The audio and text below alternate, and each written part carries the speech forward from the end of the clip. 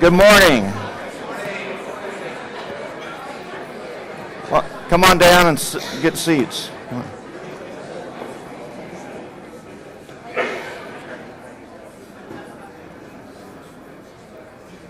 Happy New Year. Let's count on that, okay? First, I want to welcome everybody today, and it's, again, refreshing for me to be starting 2013, and I'm looking forward to a very positive year, and I trust you are as well. As we're going through today's presentation, I want to talk a little bit about where we've been the past 6 months and last semester, and where I hope we're going this coming year. Over the break, I hope that you had an opportunity to relax and reflect and spend some time with family and friends. And I know I had that opportunity. I was relaxing. I had my parents and my in-laws with me for 3 or 4 weeks. Yes. And my in-laws, Boston Terrier, that joined my 2 Boston Terriers, and my parents who brought their dogs, so it was a house full. And of course, I still have my parents. I think they're going to be here a couple months, so we're trying to adjust to that. So it's given me an opportunity to want to spend a lot more time here. So my new year, it started off really good here at College of the Desert. I had a few personal challenges. My mom came out here, and I think I took her to Eisenhower about a week ago, and now she's in rehab for broken pelvis or cracked pelvis, and so that lets you know how long I'll probably be and why you'll see me here more, as I'm sure they'll be here for a while. It's a long drive back to Oklahoma. And then as those people come up to the stage to receive your award, I did not get in a fight or a brawl, but yeah, I had like 9 stitches in my lip here. We'll leave it at that, but I wanted to warn those people that are coming up for their awards so that they weren't shocked when they got close. So off to a good year at my house.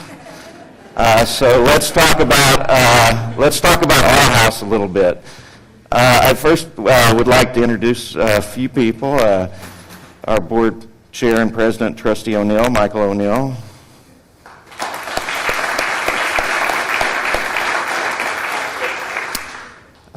Trustee John Marmon.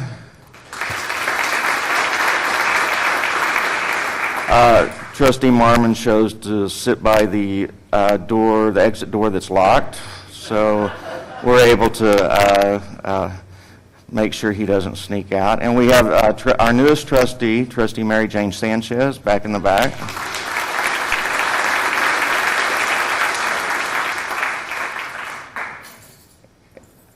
And I'm looking, I believe, if there's any other trustee, jump up and down now. Okay, great.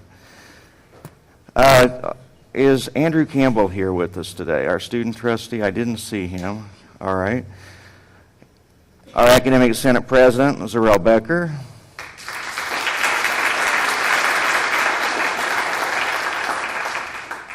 Our President of CTA, Gary Bergstrom. Gary, are you with us?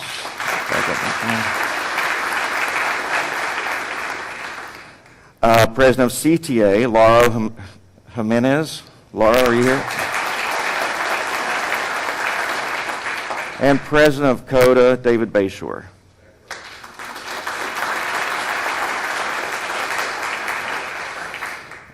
Thank you for being here today. Approximately 6 months ago, I joined you as a member of the COD community. 6 months. During that period, I've learned to respect and rely on so many of you. You are genuinely committed to serving the students, and you have high expectations of College of the Desert. Your commitment and dedication is what has enabled us to navigate some of the rough waters of the past 6 months. We have done this in a manner that models to our community and students some of essential values and principles. Education is our priority. We are accountable. We are transparent. We are the community's college. We have high expectations of ourselves and our students. And like our students, we are resilient and overcome our challenges. College of the Desert represents so much and is an institution that I'm proud to be affiliated with. Yes, we all should be.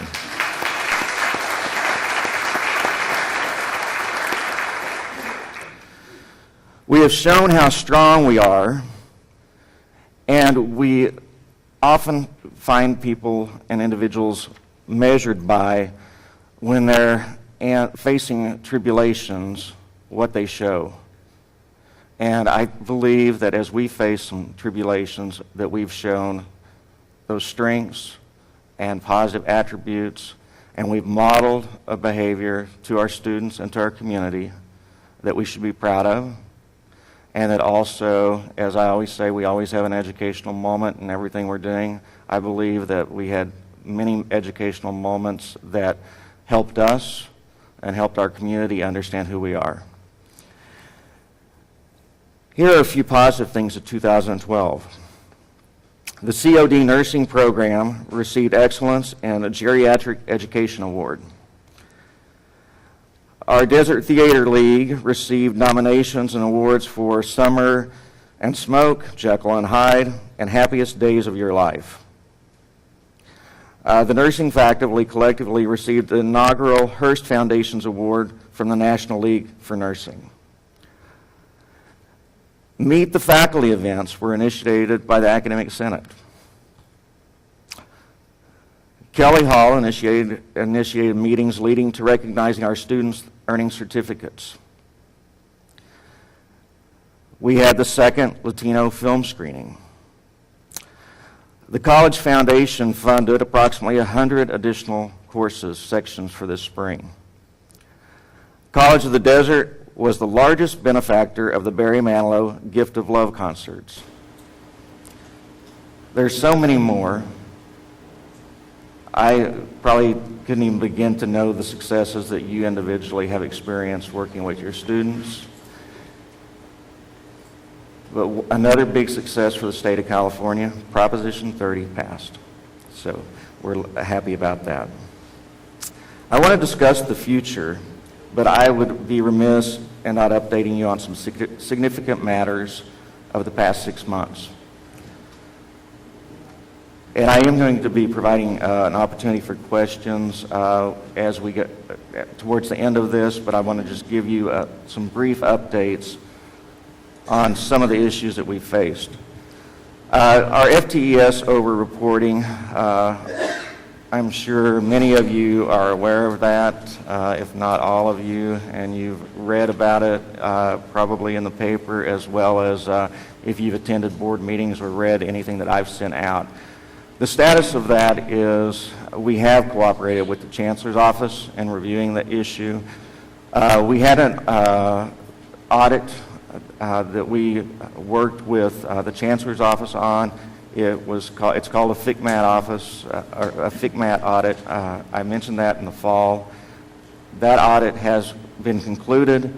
As the audit was going on, I was working with Vice Chancellor Harris, Fred Harris, and we had agreed to some numbers that we felt were appropriate for our over-reporting. And those numbers would have impacted our base apportionment by about $630,000 per year.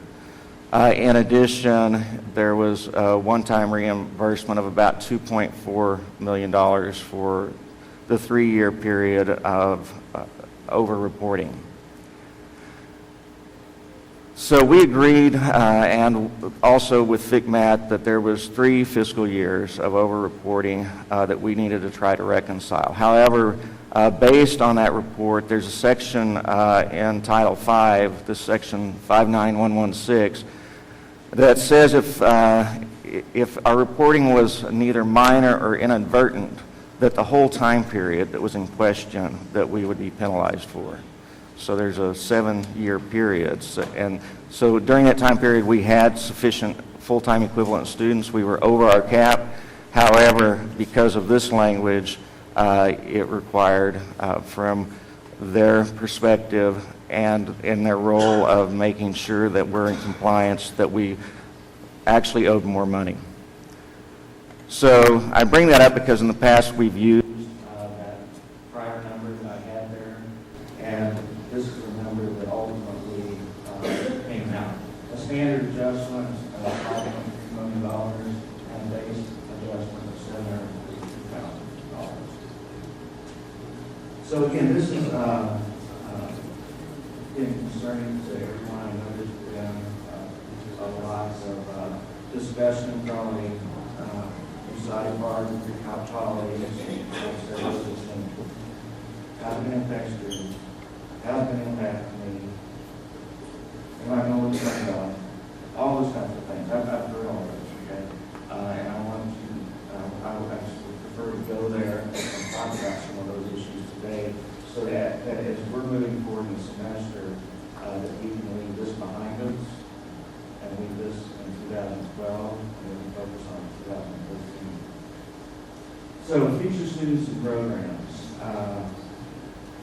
as we're moving forward from this FTS issue, we need to make sure that we're not penalizing our future students and our future programs because of the FTS over-reporting.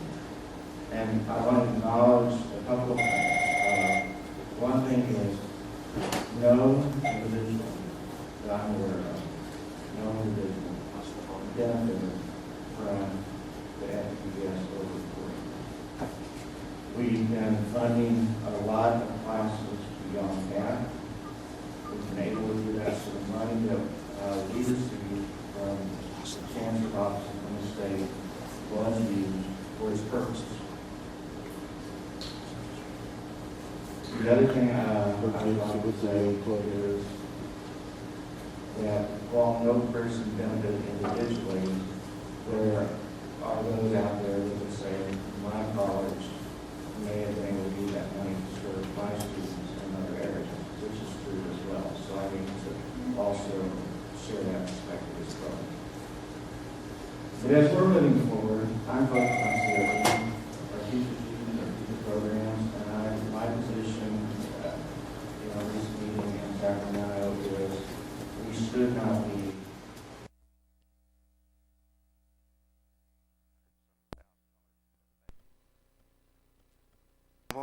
It's important that we demonstrate that we're responsible. Again, but there's a series of years in there that I believe provide some flexibility, and that's the dialogue I'm currently having with the Chancellor's Office. In doing that, though, there's some assurances that Chancellor Harris and his staff need to be able to communicate to other districts and also to the state of California, that we've corrected our methodology for calculating full-time equivalent students, and we have. That the Board of Trustees, and they did, took immediate action and directed me to work with the systems office to remedy this situation. When I initially was hired, the board, I think before I was hired, started saying, we want you to get on this. We want you to get with the system office. And so again, over the past 6 months, we've been working through that. And the board has continued to want to make sure that we reconcile this with the system office and move forward. The Board of Trustees also has authorized, or we went into a management agreement with FICMAT, the team that came before. The FICMAT team will come back and validate our 320 report. So my first bullet, yes, we're doing it correctly. But we're going to take it up a little notch, and we're going to say we're doing it correctly, and we're having FICMAT certify to you we're doing it correctly, to give them even more assurances. College Council and I have engaged in a full internal review of personnel that have been involved in the FTES reporting in recent years. To date, we've determined that any individuals that were involved are no longer in their roles with the college. Also, Don Burge, would you stand? And I'm going to come back to you later. Don Burge is here in the audience. The college has hired Don Burrs to provide professional development to employees in matters of FTES reporting. And again, Don will be on the agenda later today. Oh, I need to speak up? Okay. Can we turn it up just a little bit? Thank you.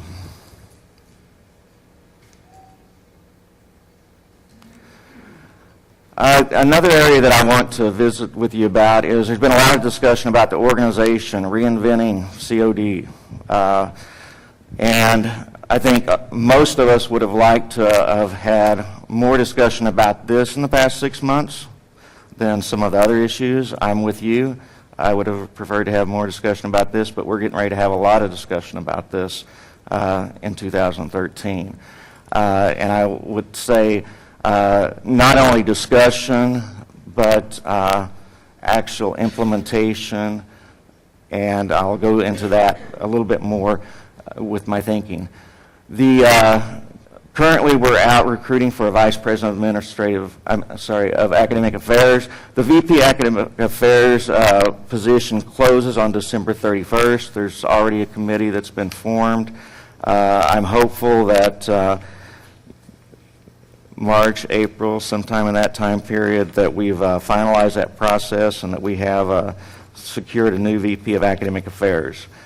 Also, the Vice President of Business Affairs, I'm going to speak to that. As you're aware, some of you are aware, our Vice President of Business Affairs position, Dr. Dees, his contract was not renewed, and so we will be going through the process of looking at the organization and determining how to backfill and proceed with filling that position permanently.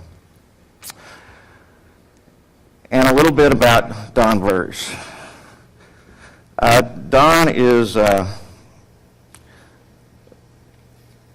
Don's here to help us. And I was going to go to my more formal scripted notes, but I'll just cut to the chase and say Don is an educator that is known nationally. He's known nationally for his work with student success and student success initiatives. In 2013, student success is what I want us all to be thinking about. As we're reinventing, redefining COD, whatever that is, as we're realigning resources, as we're reorganizing, the backdrop to all that needs to be to support students and students' learning. It's interesting, I have had a conversation with someone about personnel, in light of these FTES over-reporting and how it's going to impact our budget. I'm very optimistic, about our budget. In my recent meetings at the Chancellor's office, it's clear that educational funding, that the cycle is returning. In my conversations at the local level, though, there's been questions about, well, I'm worried about I may lose my job because in the think tank recommendations, I said I'd never say that, Zarel, didn't I, think tank? But in the think tank recommendations, part of the plan was to reduce a certain area of staff. And as we're building campuses and expanding, on the surface, when you look at that recommendation, it makes you stop and pause because that's an area that's critically needed to support our institutions. So when we're dealing with maintenance and custodial and those types of positions, do they support student learning and a learning environment? They do. And so as we're having discussions about positions and the organization, we need to be really frank about the importance of different positions and how critical they are so that we have the type of learning environment that our students can be successful in. So again, as we're talking a little bit philosophy here, as we're moving in 2013 and we're looking at our budget and we're looking at our priorities, we need to, and I'm going to be conscious of those needs and making sure that those types of positions and other types of things we need to do also are a priority for our organization.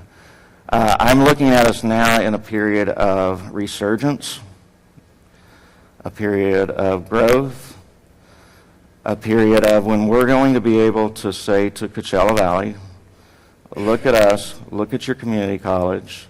We've reinvented. I keep on arguing with myself about what's the right word, and I've asked a few of you, what's the right word, but I'm going to keep using that till I get a better one.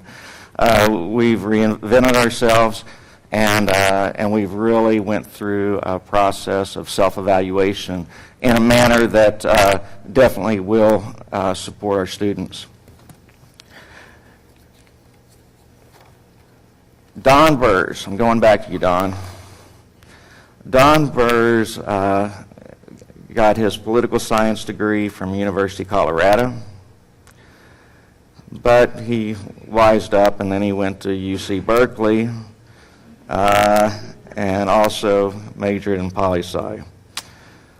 He served for 48 years in California in a number of different positions, from chief instructional officer to interim chancellor to vice chancellor to acting chancellor.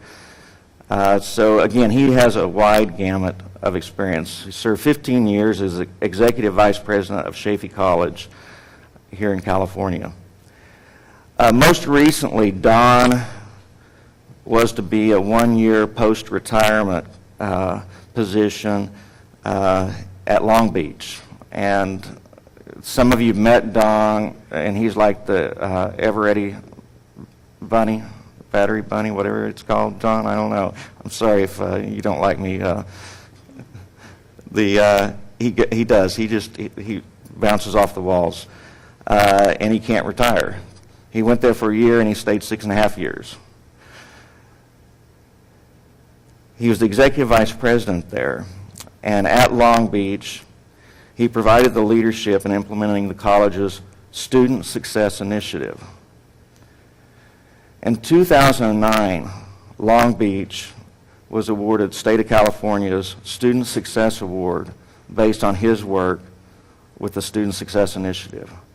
So again, as we're talking about student success, I'm glad that Don will be joining us, and he will be working with everybody in this room and others at our other campuses and having dialogue around student success. He's also going to be, he's one of those individuals that, again, as we're moving forward, I need somebody that can come in my office and say, Joel, and tell me how it is.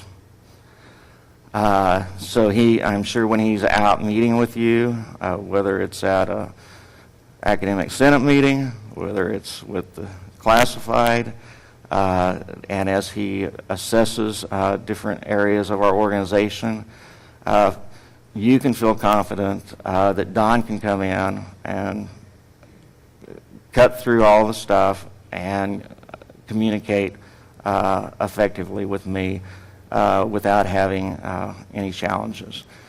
I may, well, I'll leave it at that, Don.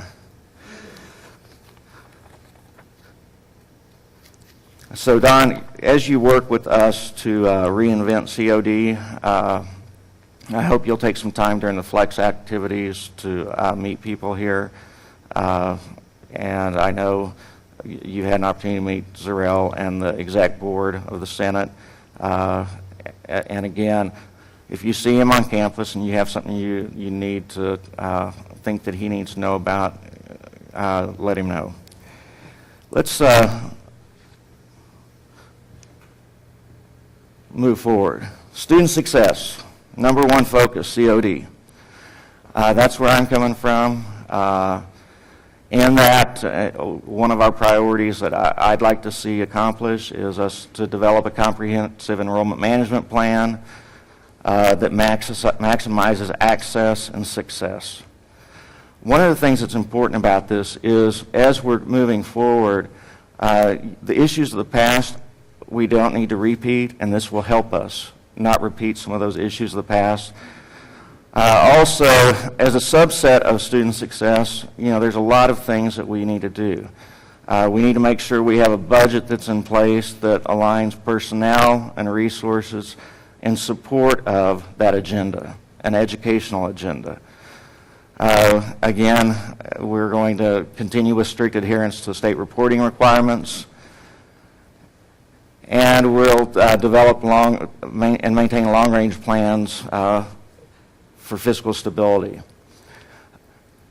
I typically don't like to talk much about fiscal stuff in these types of sessions because that's what everybody does, and then you don't come back next time, or you say, oh gosh, the talking head's going to go over the same numbers and that type of stuff. But numbers are really important to us right now. So let's spend some time. As we're looking at next year, the governor's budget's coming out relatively soon. We'll be doing what-if scenarios. My goal is, in working with State Chancellor's office, that by February or March we can say we've paid off our debt to the state, if we can get a number that we can do that with, and we can say to our community, that's behind us, and then we can really plan with what our fiscal budget looks like. And again, I feel very positive about how that's going to look. I don't want everybody frantically concerned, like I've heard. Develop a mechanism whereby all resources are aligned and prioritized to support College of the Desert's educational agenda. And when I say all college resources, I'm talking about our general fund, our grants, our auxiliary funds, and working with the COD Foundation. Again, one thing is, as we integrate more as an organization, we need to align our resources around our priorities. So if we have silos, help me knock those down as we start to align resources and integrate what we do with other departments. As we're thinking COD, there's going to be some external factors that play into our decision making. So we have the FICMAT team coming in. They're going to review our organization. They're going to review our practices. They're going to review and see if we have proper checks and balances, from everything from the area of HR to procurement, the litany of what we do. And then they're going to provide a management report with recommendations. In those recommendations, I believe there'll be recommendations that will say you need to have this function over here. You may need this position. This you're doing really well, you need to continue doing. And this, we don't know what this is. There'll probably be a litany of recommendations in there that we need to really take seriously. We also have some audit recommendations from other auditors on federal grants, other types of audits that we get. And again, one thing I don't want to be in the position of, I want to make sure that I can assure to the board that I'm complying with their direction, that when we have an audit finding, that the next year it's been addressed. Hopefully it'll be within the next 6 months it's been addressed. And then we're going to have, of course, continued implementation of all Measure B projects. So, my commitment to you and our students is 2013, it's an educational agenda. All that other stuff, let's flush it away, okay? We got some stuff that we need to wrap up with that. I'll work with staff, I'll work with the trustees, we'll get that wrapped up. But in the meantime, with Don and others, and with you and with the Senate, and Laura, with you and your employees, and with everybody in this room, an educational agenda. Somebody asked me the other day, we were talking about, where do we want to go, what should we look like. Actually, what I want us to look like is I want us to look like the organization that every other organization in college and the state is saying, I want to go there. They retooled themselves, they put their focus on student learning and student success, and it wasn't just a bunch of words. It's a lot of work, and it sounds, it sounds good, but the proof's going to be in our actions. Again, fiscal reconciliation with the Chancellor's Office, integration of services, transparency and accountability. It's painful. That's a painful one. It's easy to be transparent and should demonstrate accountability when things are really going well. But as we've experienced, it gets a little bit more challenging. But again, I believe it makes us stronger. I believe it makes us more respected as an institution. And so as we move forward, we'll continue to model that. Again, fiscal priority, student success, and student learning. I know I got off a couple of times on a little bit of stuff, and as I was preparing today, I was wanting to come in here and just be a cheerleader, but I recognize there's a lot of things that in the past that you probably have questions about, and there's probably a lot of things that I haven't addressed that you have questions about, and so I want to give you an opportunity for those things that I didn't think of that might be important to you to have me address any questions. So it's your time.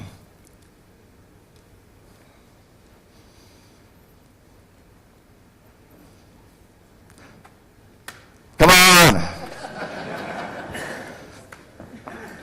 Okay. I think this is how Oprah did it, right? At one time? I don't know. All right, so what was your question?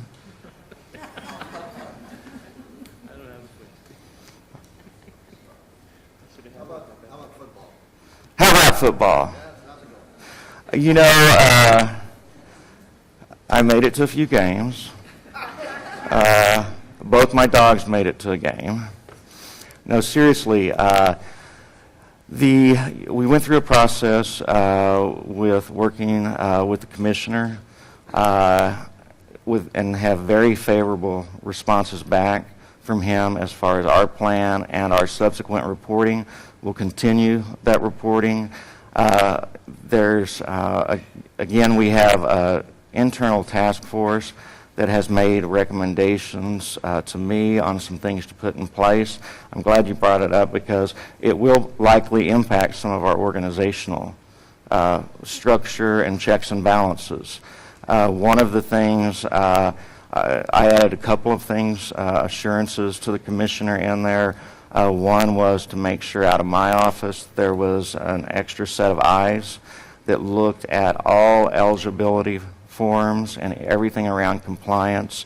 Again, somebody that would report directly to me and be outside of the athletic or academic areas so that we have those checks and balances in place. So I believe that we've demonstrated that we are okay now, and we're going to continue to be okay because we're going to have that extra check and balance. Okay. Yes, sir, Chris. How do you see the work that Dr. Burrs is going to be doing interacting with faculty and the rest of the campus? This is what I would ask of you, because I'm really sincere about this. Don is here to help us, okay? Don is here to cut through red tape, to get everybody around the table and say, these are some of my experiences, and these are some of my observations. These are the things I see you're really doing great, and and just have some conversation with us and trying to facilitate that student success dialogue and also dialogue about how we may look differently structurally in supporting student success. Again, in my conversation with Don, I think it's going to be fluid.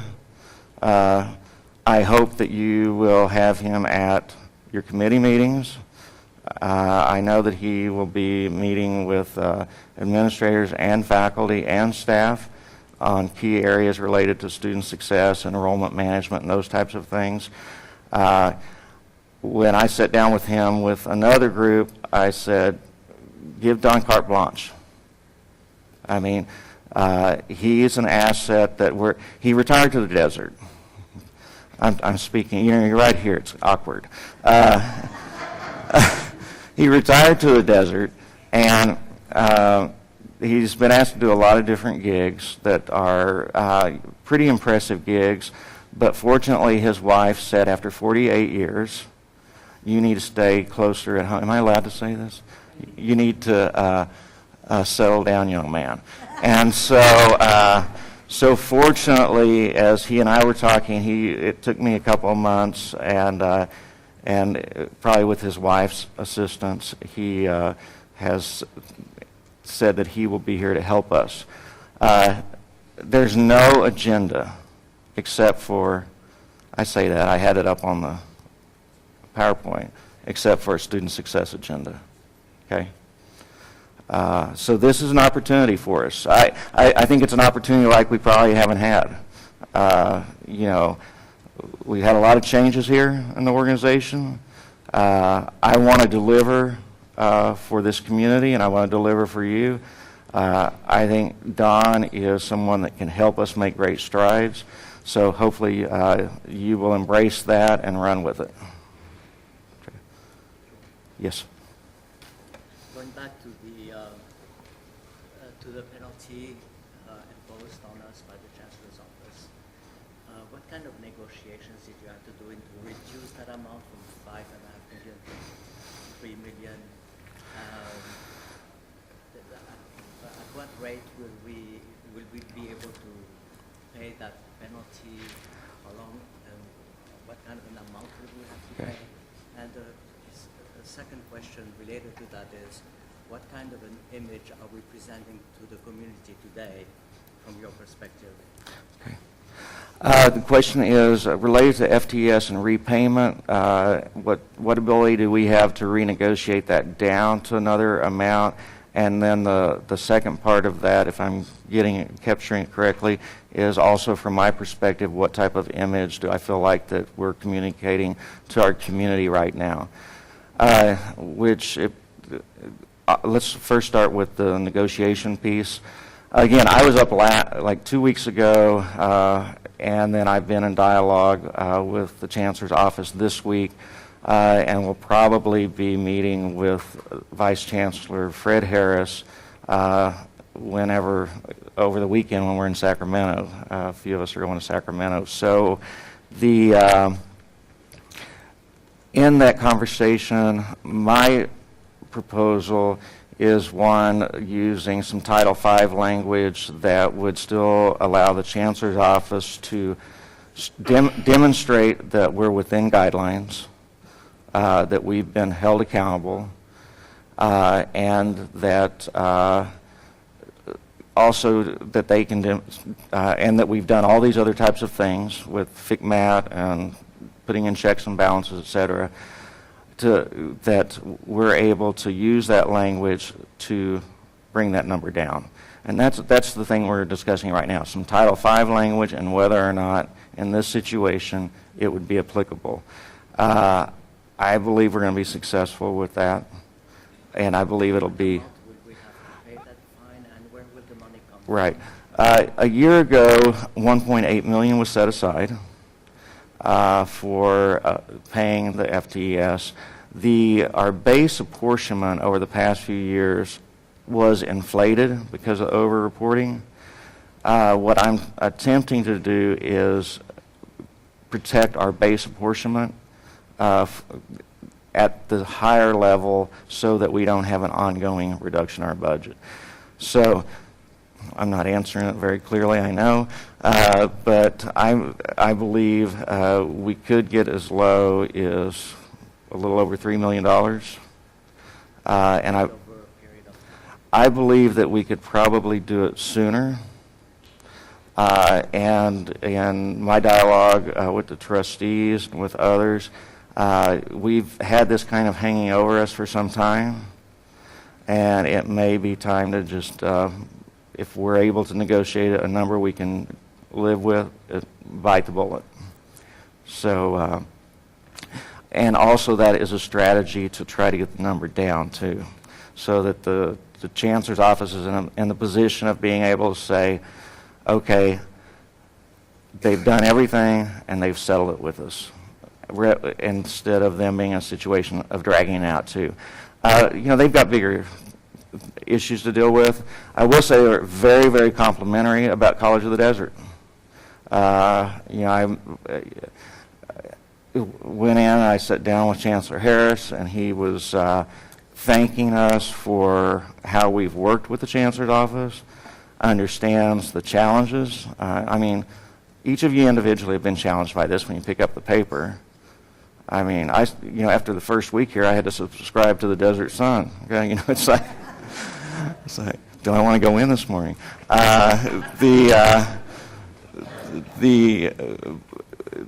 So with that, I believe that we're going to be able to get that number down, but they're going to need to be able to say that they did it within the guidelines, and again, hopefully pay that off and get it behind us. And once we pay the 1.8 million, where will the rest come from? We have adequate funds, I believe, in our budget. And part of this negotiation will be is if our base is retained, that the money, the revenue from that base would offset within 2 years, a little over 2 years, that remaining amount of money. Okay. And as we get that finalized, again, I'll be up there this weekend. As I get that finalized, we'll be sharing information. But again, Chancellor's office is very supportive. One of the vice chancellors came into a meeting and sat down and said, last night I was with the board of City College of San Francisco. And he said, I wish that more people would follow your approach. It's refreshing. And their board has chose to not deal with the issue. And our board has said, we need to get this resolved, whatever it looks like. And so, it's just a whole different philosophy. So right now, their bigger concern is City College going to fail. It's a huge institution, and both the chancellor and the vice chancellors believe it's a 50-50 on whether they're going to make it or not. But it's really, do you put your head in the sand, or do you deal with the situation? So, yes, sir. We've done a good job, I think, at the college to include students in the plan and kind of moving forward. Is there a plan already in place to include students in this new process of, for using your word, reinventing ourselves as an institution? Or is there a plan? I believe that students need to be engaged everywhere along the way. And that's a good question, because we probably should be looking at even some of our committee structure and other things and just take a double look and make sure we have student involvement.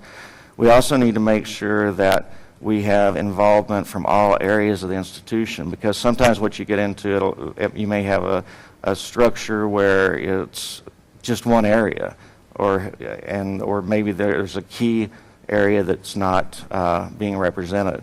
So as we integrate our services, it's important that students and others at the table, they're probably going to be the ones that put more light on some things than we're able to. So, and if they're not involved, that may be part of what we discover, so. I just was wondering your opinion as the incoming president still on the think tanks. That was no small feat to Right. put those together, and being part of one of the think tanks myself,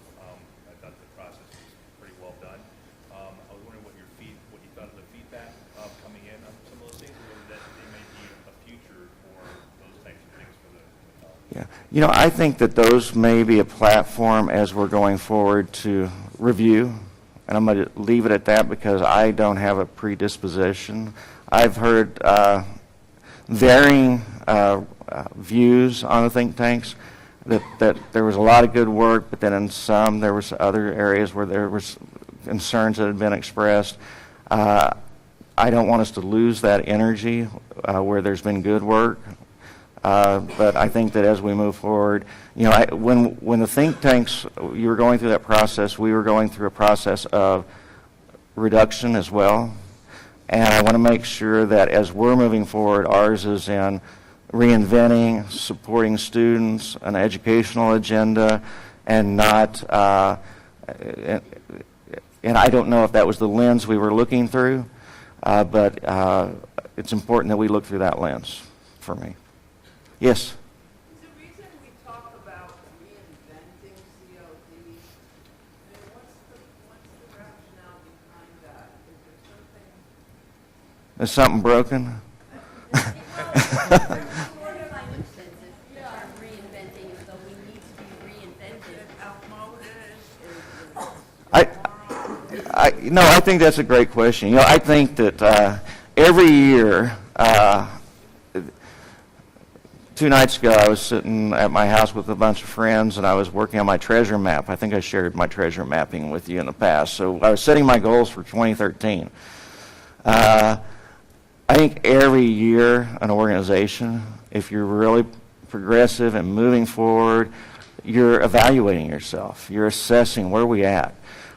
So I think it's more that. You know, we need to look at ourselves through the lens of how are students succeeding? What do we need to have in place to improve student success? What resources need to be there?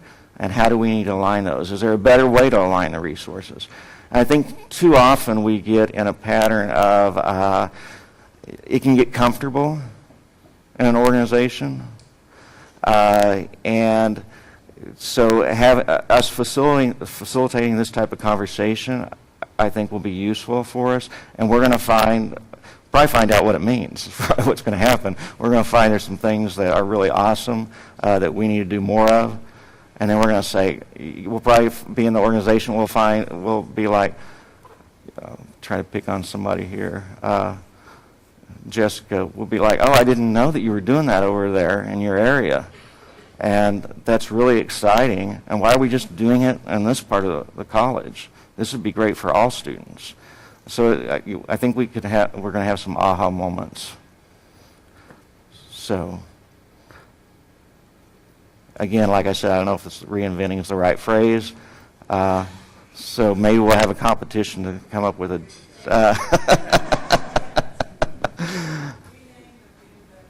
yeah. I'm going to go here and then we'll come back here, okay? Can you repeat the question because people... Oh, I will. Okay. Oh, internet. All right. I've been here for 24 years, and I'm very lucky to have my father, and still alive, living in the desert. And for all those many years, he's been very proud to say that his daughter taught here at COD. However,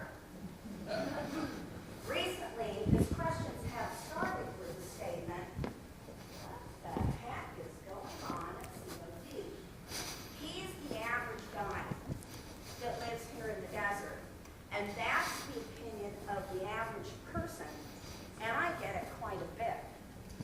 What can we do, or what are we going to do to help change that view? Yeah. That the average person in the desert sees going on. So on these goals that were up here that I felt like were kind of institutional goals, I provided a draft of goals to my trustees the other day. It had a little bit more in there, and one of them deals with this. It's our image and what type of outreach we're going to do in our community, which I think is critical for us to do. Frankly, I hear all the time from people that they think COD is a wonderful organization in this community. They believe it's an essential organization, and it is. I mean, it's critical that we're a well-functioning organization that's providing the type of education that students need, employers need, and our community needs. That's really the main way we're going to demonstrate it, is continuing to do what we've done in the past. These things, these blips that we've had, and I'm going to call them blips in 2012, they don't change what's going on in the classroom. They don't change the work that you're doing. You've been doing quality work for years for this community, and they know that. And I hear it all the time. I believe it's natural after going through a series of headlines for people to pause. I mean, hell, I paused. I mean, let's be honest, we all probably was like, wow, what happened?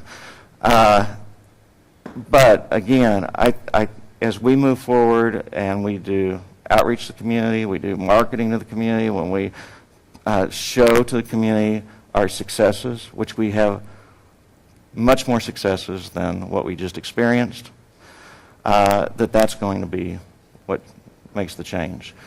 I visit with some that we need to be much more involved at the grassroots level for community functions, community events, working with our feeder institutions, et cetera. I think there's some things at the grassroots level that will help. But, one thing is, I need you to feel proud. I mean, you should. This work's a calling, okay? Our students come to us, and they have more challenges in this community than most communities. And so they're relying on us. When I said up there that we're resilient, I think we've demonstrated we're resilient. That's something that our students have to be. Otherwise, they face so many obstacles. So, again, I need us to be resilient. I need us to be proud, because you should be proud. And we'll get there. And I'll continue in many places and in many ways as we can, working with the trustees and others. I know that the trustees, they're proud of the institution. They want to make sure that people see COD for COD, not for some little things. So it won't happen overnight, but a lot of this stuff, I believe, is very temporary. Oh, I promised him. I'm sorry, and I'll come back. Since we're lucky enough to have Don as a resource here, is there some point where we at the instruction level as well as the administrative level will find out what worked for him among these statements? Yes.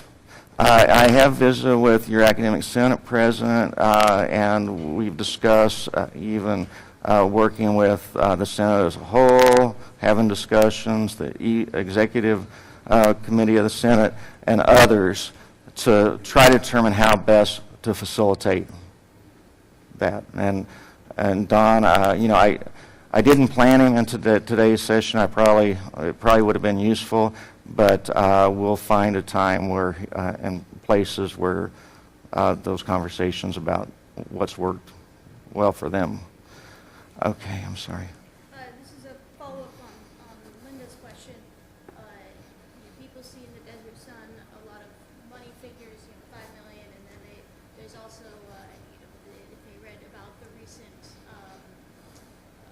contract non-renewal, they see the $175,000 salary, and then there's I think it was Desert Sands that they filled a high position, and the new person coming in had a significantly higher salary than the old person. And so my question is, with some of these positions that we are refilling, are things like that being considered, that the public or also the people that work here at COD, that they're not going to be happy if they see that salary go up or something like that? Is that being taken into consideration? I think it's always taken into consideration. It's we've lived in the past 3 or 4 years in an area of public employees being looked at through a very scrutinizing lens. And I think it's been a little bit overboard in most cases because you've taken some communities that have probably abused pensions and other types of things, and then in those really small instances, they've laid it over all public employees. The reality is, my feeling is there's certain things that it's okay to take a hit on. I would much rather pay what's appropriate for the skills that COD needs than not pay that and get somebody or attract somebody that doesn't have the skills. I'd rather take a short-term question from the community, if there's a question at all, knowing that COD over the long term is going to be better off because we got the right person. I mean, it's like that in every one of our positions. We want quality faculty. We want quality classified staff. We want quality administrators. We want people that can hit the ground running. We want people that are committed to the mission of community colleges. I mean, to me, that's way up here. But I do think about those things. The short answer is I do think about those things because I want to prepare myself of how it plays out. And I want to be in a position to say, well, that may be the case, but look at the person's credentials. And this is why I think that it's a good decision. You know. This isn't really a question, but I'd like to thank you for your very descriptive emails to explain what's going on to us. That really helps me provide better answers to much of the community and to people that are asking me. And if you can continue to do that, that will really be helpful. I just wanted to take a moment to thank you. Thank you. The comment was on the emails from me and the usefulness as far as being able to articulate maybe to others as we're going through that and the desire for continuation. So I'll continue, and if you are in a position where you don't want that information, then here's somebody you can talk to about it. Please. No, actually, we'll continue to do that. We can't communicate enough. We're all just kind of like scattered and running. We have different schedules, and I know. So it's critical that we do everything we can. We really need to come together. We really need to come together. Our students are watching how we deal with things. The more harmony, the more collaboration we have. People tell me about 25 years ago when we were small and the family and I'm not going to use all those words. I'm just going to try to figure out ways where we can hopefully facilitate a way where all of a sudden we get out into the future and we're that again, or we have some of that. But again, this is something where it's going to take all of us. I need your help. The board needs your help.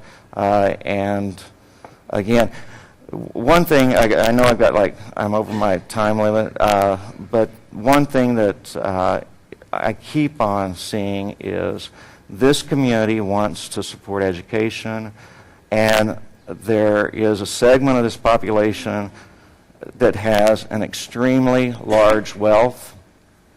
You will not find a place in the country or maybe in the world that has the amount of wealth that this community has, that supports education, that wants to do stuff for us.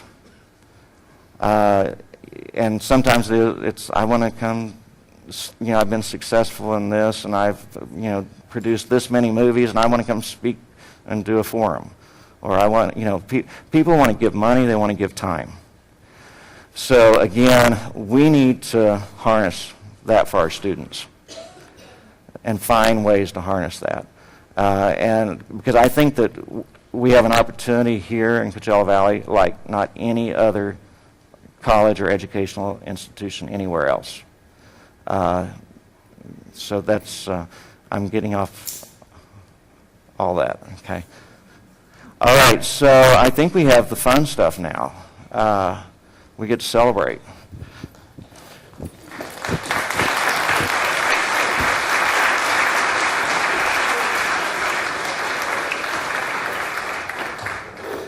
So now for what you've been waiting for. Thanks to Jean Marchou. Jane, if you'd stand. Come on up here. Gene is the executive director of the Alumni Association, and the Alumni Association has generously sponsored this event and provides funding for the awards that we're about to hand out. So thank you, Gene. Appreciate it. You've been doing this for many, many years, and 1997. 130,000 already given. Thank you very much. This morning we honor 19 who have worked here full-time for 5 years, 7 who have worked here 10 years, 10 who have worked here 15 years, 4 who have worked here 20 years. That's tiring. And 4 more who have been here a long time. And we'll leave that surprise for a few minutes. They must have really been here a long time, because added together, all these employees, it's 530 years. So those other 2, God, they must be ancient. Oh, 4, yeah. All right. We have 4 100-year-olds here. Please hold your applause. I'm going to get in trouble with those people, aren't I? Until everyone in this category has been called. When I call your name, please come forward to claim your award and remain on the stage for a group photo. The following employees are celebrating 5-year anniversaries. Dr. Jim Berg, Dean, School of Arts and Sciences.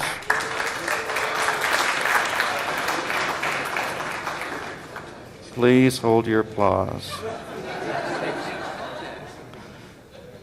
I know he's not, oh well. Diamond Braverman, theater technician. Diamond, come on down. Anita Kroll, Executive Administrative Assistant, HR. Mark Demery, Administrative Assistant, Health Sciences. Margie Eklund, Executive Administrative Assistant, Academic Affairs. Margie. Wade Ellis, Director of Fiscal Services. Barbara Garza, Lead A&R Evaluator. Job Gonzalez, Print Shop Technician. Dr. Cheryl Imes, college psychologist.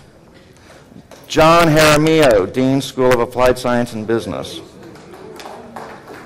Dr. Leif Jordan, Associate Professor Math. Dr. John Leonard, Assistant Professor Math.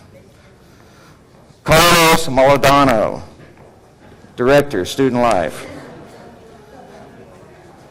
Anna Reber-Franz, Health Sciences. Douglas Redman,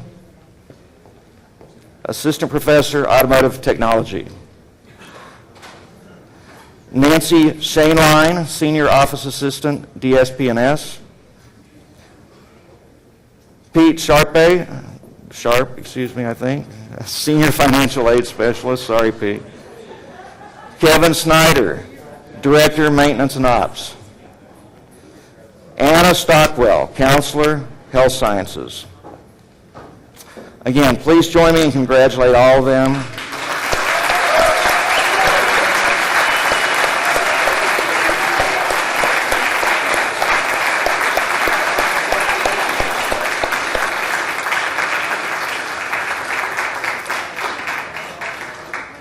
Okay, we're going to get a picture here.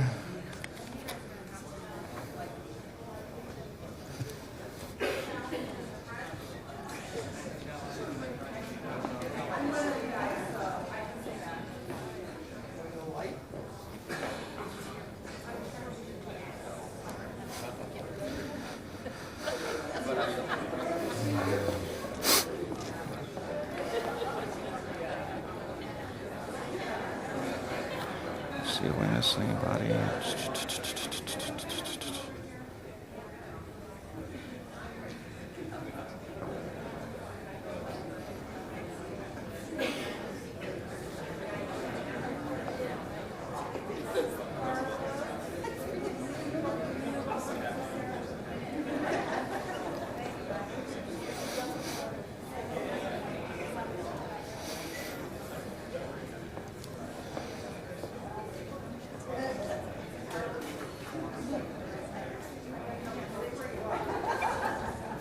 Can we slow it just a little bit? Yes. We feel like Lucy and Ethel and the Oh, the okay. outcome. Oh, because they told me, know. okay. That's all right.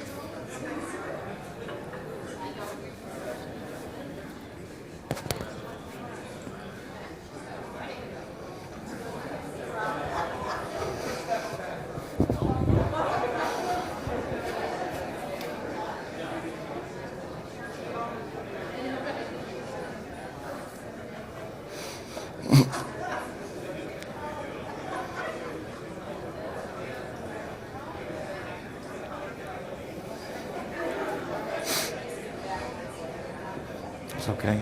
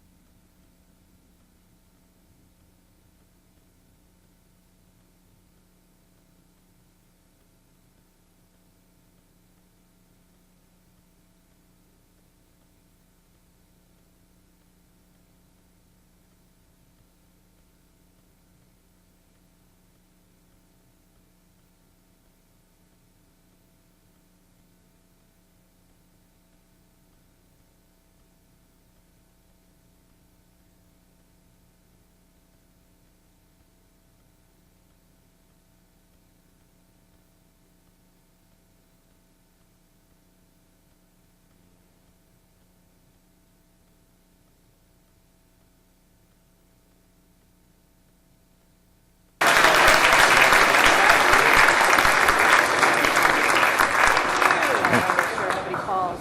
I know. These steps, I hate these steps. Okay, one more round of applause for our 5 years.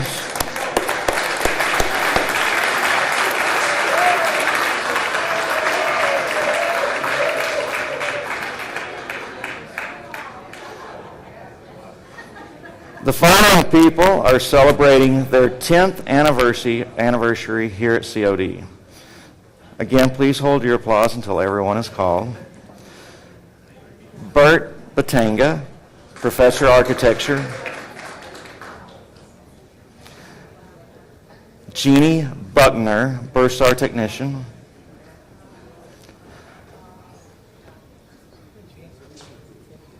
Dr. Ellen Hardy, Professor, Archaeology.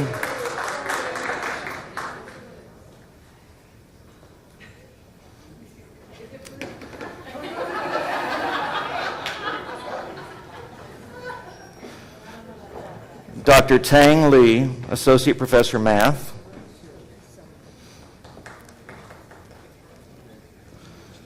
Dr. Doug McIntyre, Professor of Physics. Clayton Mays, Professor, Administration of Justice. Dr. Nancy Mole, Associate Professor, Geology. Okay, we can applaud now.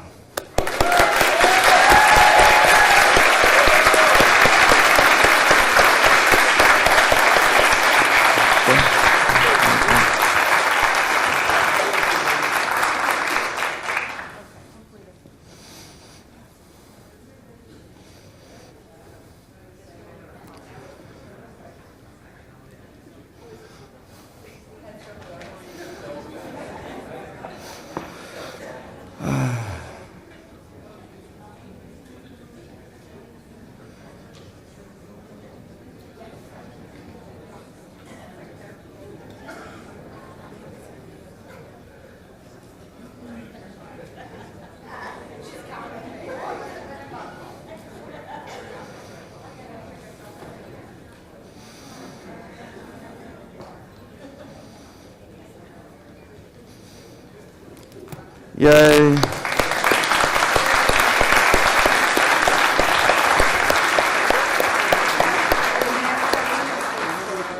Congratulations. Congratulations. Congratulations. Oh.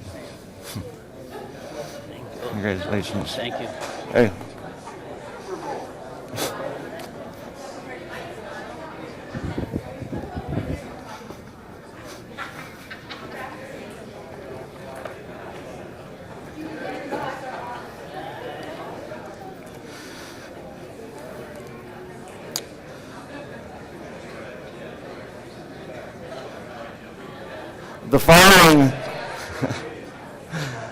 The following people are celebrating 20 years at COD.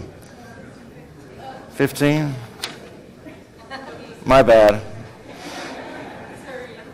Thank you. The following employees are celebrating 15 years. Robin Cotton, Public Relations Technician. Christina Delgado, Director, International Education. Claudia Derham, Reference Librarian. Craig Hayes, Professor, Kinesiology. Careful. You'll be up at Eisenhower with my mom. Bina Isaac, Dean, Infotech and Institutional Research. Robert Martinez, Lead Custodian. Jeff Place, Professor, Turf Grass and Horticulture.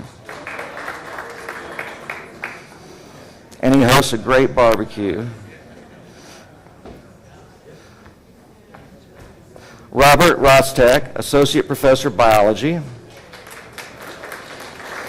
Michael Warrington, Computer Support Specialist. John Williams, Lead Security Officer.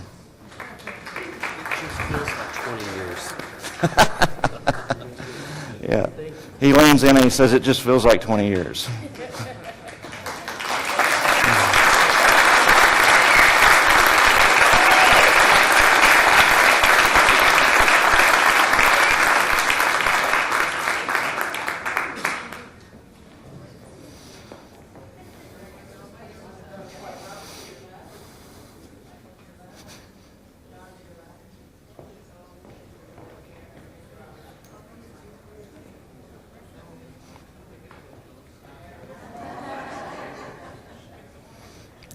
Smile.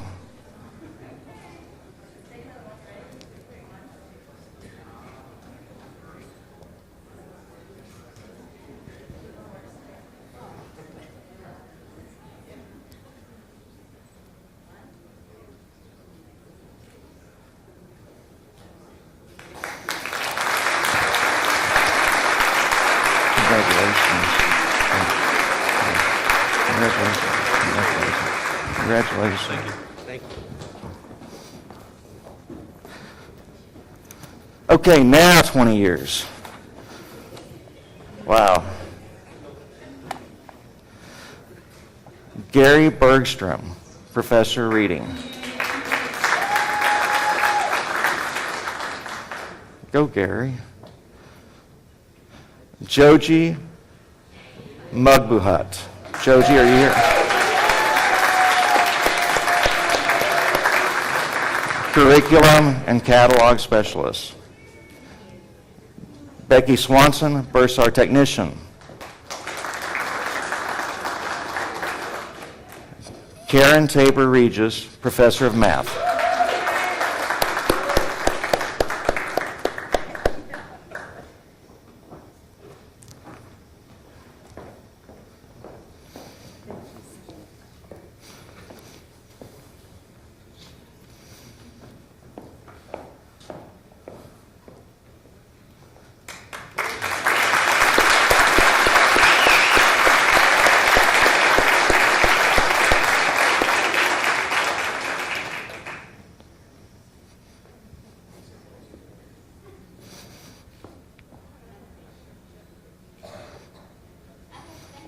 Years. Congratulations. Congratulations. Good to see you. Looking sharp.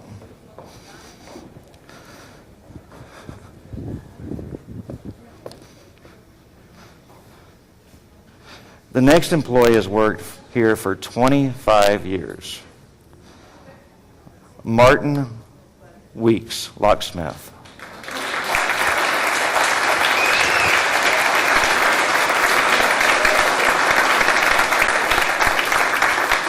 Congratulations.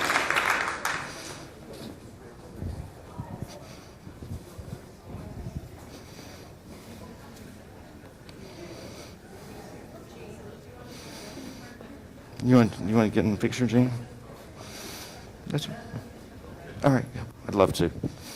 Just make sure.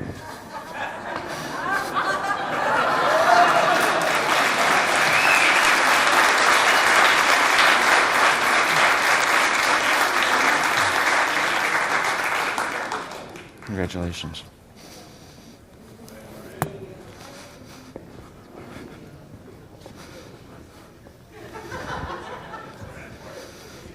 For 30 years, Craig Green, security officer.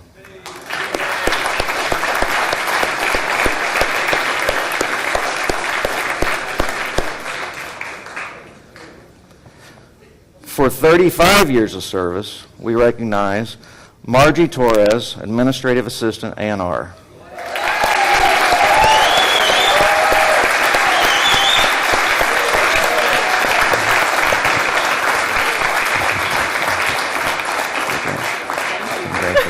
Thank you so much.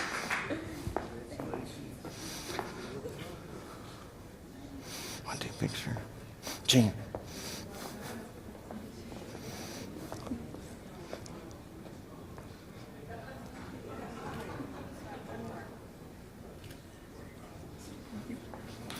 Congratulations.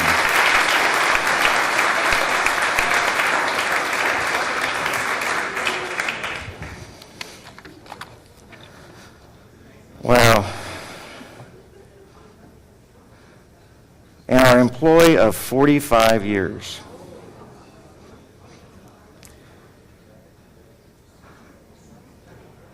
Frank Attoon, professor.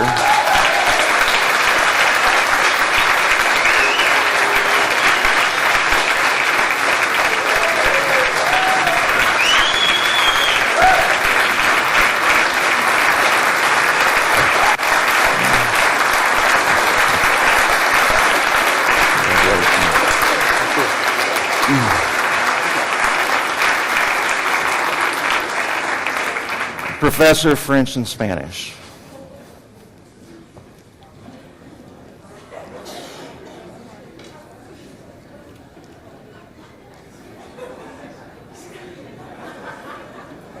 Thank you, Frank. Congratulations.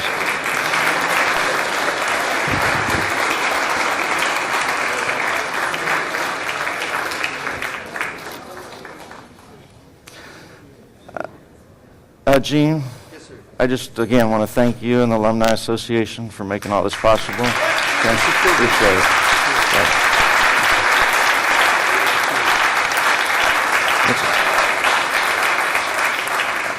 it. COD is so fortunate. So many colleges do not have an auxiliary like the Alumni Association that's there and able to provide resources for different types of things.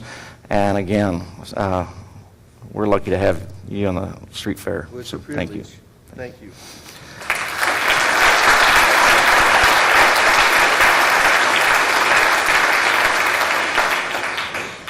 To our honorees, it gives me great pleasure to acknowledge all of your hard work and dedication to the college these many years.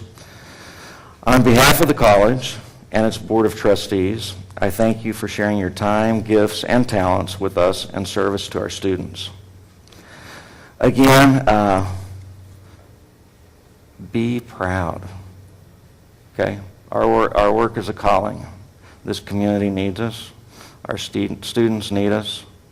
And I know that we look at people that have been here 45 years. You've seen a lot. You've seen what we're all about. And so sometimes we have to go back to our core and remember what we're about. And so I'm asking you to go back to that because everything we're about is very important and it's very special. And again, I'll say it, it sounds like I'm an evangelist, but it is a calling. And so the community expects high things out of us, high expectations, and I know you expect that as well. So we'll demonstrate that, and the community will be continuing to support us for many, many decades. So everyone have an enjoyable and enriching Flex program, and let's have a great 2013, and I thank you for being here this morning.